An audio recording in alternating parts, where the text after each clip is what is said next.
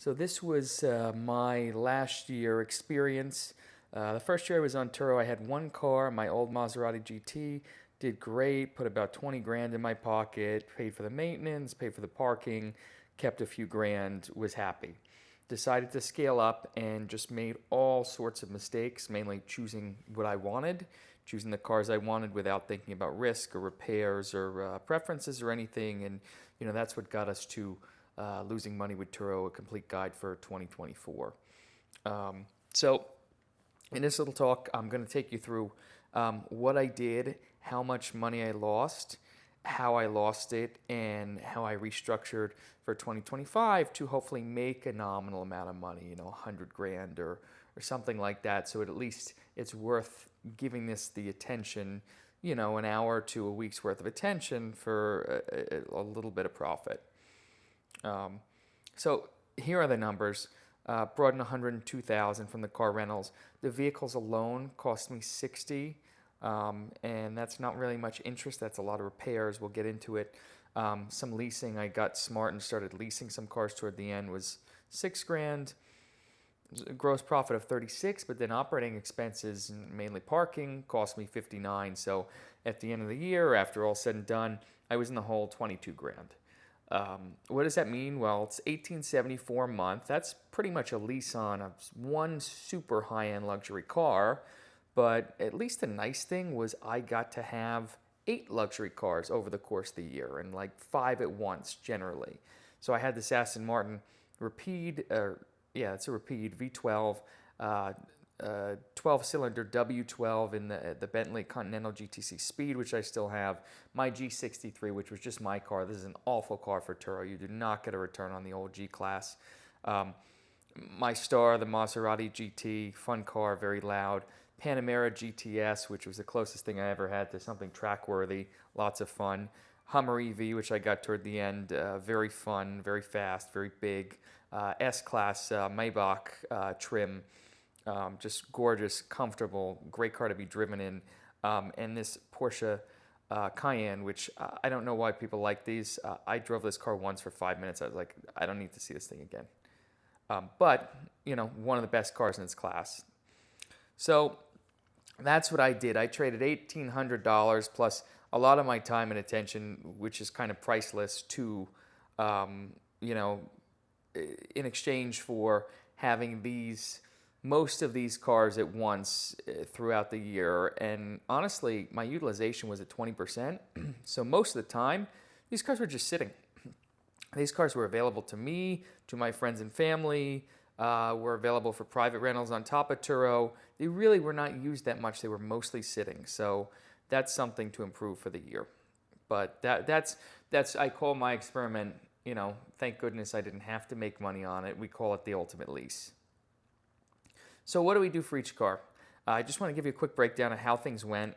This Aston got totaled because the engine failed on a Turo trip. So it made $24,000 because Turo said it was worth $66K. I had $44K on the note. More than that, the spread was $24,000. So this car made a good deal of money because it exited. Other cars like the G-Wagon basically broke even.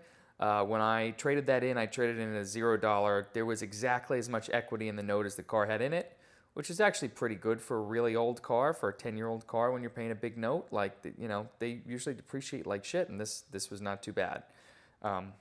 Little interest, minor parts and labor. These cars are pretty reliable, but this car, I got rid of it because it had about, to do it right, it had about 10K in service, needed an air conditioning overhaul, needed potentially the wiring looms on the engine replaced because they were taking up oil. Just a lot of really costly stuff, and I said, I don't want to deal with this. Bentley Continental, still have it. When I still have it, I'll give the mileage metrics because I can pull it out of the system. So this car had tremendous repairs, $12,000. It needed, and mind you, I'm mechanically minded. I can basically do, I can do almost anything if I want to and get under a lift, which I do sometimes.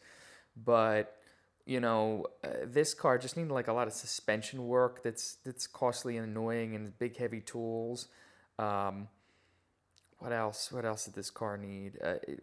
It definitely did some air suspension. Definitely did some electronics, airbag electronics, things like that. Just a mess, and it was kind of always in the shop.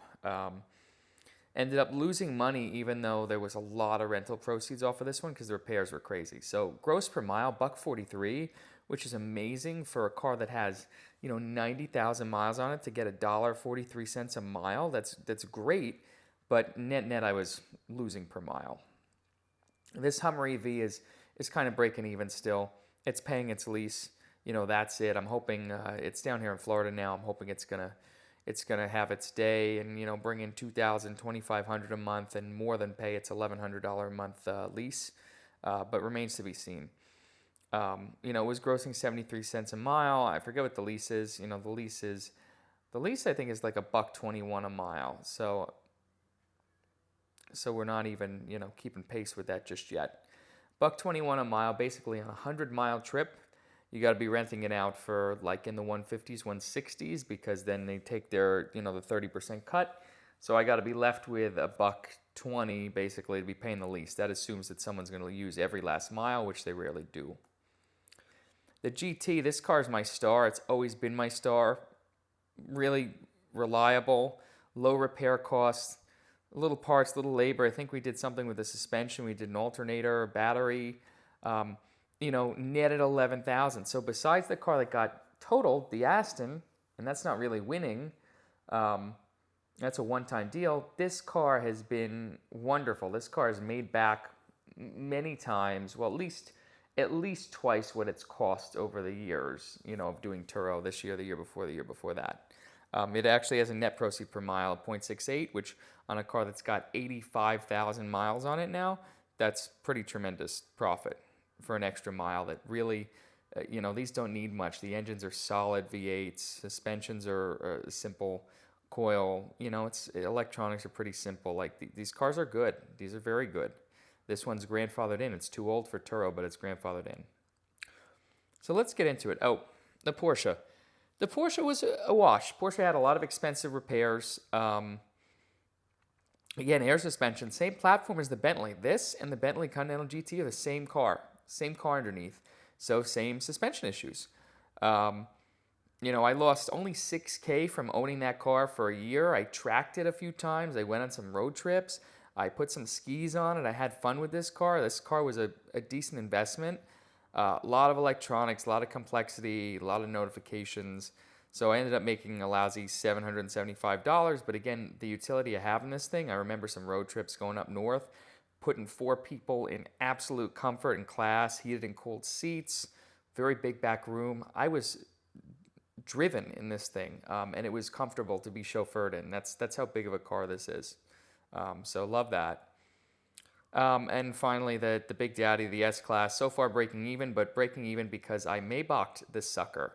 This was a blue, regular, executive-looking S-Class with great trim and, basically a flawless car when I bought it used. And we Maybached it. We put genuine Maybach rims on it. We put a grille. We did the chrome cladding on the side. If you're not an educated Mercedes buyer, you're not going to miss the extra 7 inches in the back. We got the Maybach pillows. It's effectively that class of car and looks like that class of car. So that's doing well. That's out on a private rental now continuously. I haven't seen it in months, making about $4,000 a month, which is awesome. But at the time of the writing of this, with the parts, it was just about breaking even. So I think this has potential. I really do think it has potential to make that, aside from the interest expense, make that $1 a mile and be doing thousands of miles a month. We did 8,300 in 2024 and, made, just call the parts gone, we made $6,000. That's not so bad for a few months. It was around for a few months. Oh, and finally, the Cayenne S, lease, cheap lease. That car's made a few $100 because, we're just trading. We're making slightly more on the miles than lease miles cost, which is good. I think the lease miles are like 70-something cents. I'm making 94 cents. The way it shook out is we're getting 33 cents a mile for the miles that we put on it. Not so bad. So, what other driving factors? You're going to lose some in tickets and tolls. for some reason, now granted, my personal tickets and tolls may be in here too. That may be part of this, and fuel, but you never collect from Turo what you got into it. So, losing about $6,000 between tickets and tolls, which most of that could be me. Camera tickets, somehow there's a gain on that. Something must be misclassified here. Got $500 due to mileage overage, commission for helping someone rent a car, and some other minor stuff. Overall, you lose on these expense items because there's leakage, and lost $4,400 there. And then this is really the operating expenses. If you take a look what these add up to, $46,000 out of almost 100 on the nose, 46%. That's pretty big. 15.5% was garage alone. Advertising was 5%, doing my own advertising, creating my own brand, 77 rides. Driver expenses for a physical driver to bring things around, get things cleaned, cleanings, insurance. Insurance is unavoidable. That'll still be there. But, some things, towing, those were some mishaps with plates and this and that. This adds up to 46%. I'm now locking my costs at about 30%. I'm about to tell you about that, but the new deal. So I've given my cars to some operators, all different operators to work, but the basic deal is 30% to them, 70% to me. Maybe a little more if it's an off-Turo rental. But the nice thing is we're fixing the expenses. The garaging expense, we're reducing, all of the expenses are being reduced to that flat 30%. I still have to worry about maintenance. I still have to worry about GPS monitoring. But with new cars, they're under warranty. So you don't have to worry about repairs anymore. So those big buckets, $15K, $6K, $8K here, those repair buckets no longer exist. Yeah, you're more in. You got more equity. You're creating more leverage with bigger cars. You're paying a 7% interest expense, but that 7% is fixed. Repairs on a car, if you don't have a warranty, could be, the Bentley was, 25%, 30% of its value. So it's kind of smart. It's almost like buying new cars is almost like having insurance. The second biggest thing is utilization. My cars were out about 22% of the time, sitting 80% of the time. We're going to get that utilization to 50 plus with professional operators that can do one-day trips, that don't care about turning them around, that can wash the cars in their garage. That's going to increase profits tremendously. We're going to lower the mileage limits. So people are going to be, remember that's your commodity is miles. You're selling miles. We're going to be reducing the number of miles we're selling for the dollar, which is good for the car. Having multiple operators in different cities, hedging, seeing whose approaches work, learning from all of them. And then having some better shop relationships for collisions and just the maintenance too, keeping things cheap. So let's just see what this year could look like. Last year I lost $22,000. Remember, we're still trading miles for dollars. That's the pro forma. That's the map that we're using. I think it's safe and kind of a good average driving is 15 miles a car in most models, 15,000 miles a car every year. So I would say that, that's not that many. That's like 1,200 miles a month. That's like selling 12 days. 50% utilization at 100 miles a day is 18,000 miles a year. So that's under 50% that you're anticipating, which I think is totally attainable. And then I'm saying minimum $250 per mile, which on some of my cheaper cars is not, you're not getting $250 a day for the Maserati, but you will get $250 a day for the Bentley. You should get a lot more than that for, some of the newer cars. You should get that for the Cayenne. The S-Class should be getting $350 a day. So it's not untenable. $250 I think is a good lower limit. So with this model, 15,000 miles per car, 8 cars, we're selling 120,000 miles a year. That should be a gross profit of $300K. If it's all done on Turo, which it won't be, that'll be, $210 after the revenue split. You're selling debt service. You're selling the money that you've leveraged in depreciation, right? So that's really interest and depreciation. Debt service being interest. How do I measure that? Well, most of my payments, because they're on long term, kind of mirror depreciation. So the principal, each interest payment, each loan payment is principal plus interest. the interest part, the principal part, actually kind of mirrors depreciation. Um, on some of these bigger cars, it's about 900, $1,000 a month, meaning 12,000 a year, which I think adds up. A $70,000 car, say the Mercedes S-Class, is probably going to drop about $10,000 to $15,000 a year. So it's a good approximation. So what I've done here is I've added all my payments and I've adjusted, and I've come up with the cost of the vehicles, debt plus depreciation, putting those miles on at $105,000. So that leaves 1,044 in gross profit. You're also going to have to do brakes and tires at some point. Those are on you. Those are not warranty. So that might cost another $5,000 to $10,000 depending on how hard people are in the cars. But with accidents, you're going to make. I made hard on that on the Aston. I made $25,000. Not that that's typical, but let's just say we retire one vehicle from the fleet. There might be a $10,000 insurance surplus, and maybe have two other accidents where you can pull $2,500 to $5,000 out each. So, that more than makes up for the consumables. You might be at $110,000 to $120,000. And then you got to remember that these cars are still sitting half the time. So that means I have a fleet that I can use, friends and family can use if we book. It could be used in private rentals, a delivery service. There's a lot of uses for this stuff. So there's actually some pretty good utility to having this type of business, not to mention the accounting side. We'll save that for another video, but these businesses can be real tax shelters depending on how you choose to book your assets against any profit you may have. So not a bad deal. I just want to say a word on risk as well. You're selling miles and you're selling risk. Those are the two things. Now, Turo takes care of the risk for you completely. Turo, if there's an accident, as long as you're taking the pictures, doing your thing, you're covered. Outside of Turo, you are selling the risk. It's important. So you have to think about, what if a person's insurance lapses? What if there's a hit and run and someone sues me because I'm the owner of the vehicle and I show up when they put the VIN in the police system? What if someone tries to steal the vehicle?